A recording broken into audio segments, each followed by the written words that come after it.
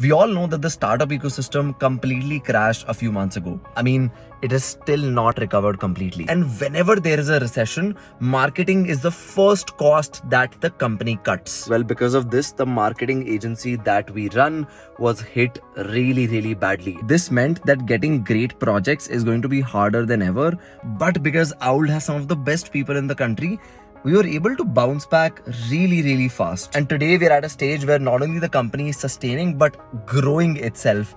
And because of that, I decided to gift the team something very special. So we realized a couple of weeks ago that we need faster systems to execute a lot of things smoothly, and we didn't have enough systems in the office. So we decided to get these really powerful M2 Pros Mac Minis for the team. Now I know that getting computers is not a big deal for a lot of companies, especially funded companies, but for a bootstrapped company with absolutely no backing, every single achievement is massive. And what really keeps me going 24/7 is the fact that I have some of the best team members that I could ever ask for. So yes, we are going to surprise the team with some really amazing gifts, and let's see their reactions.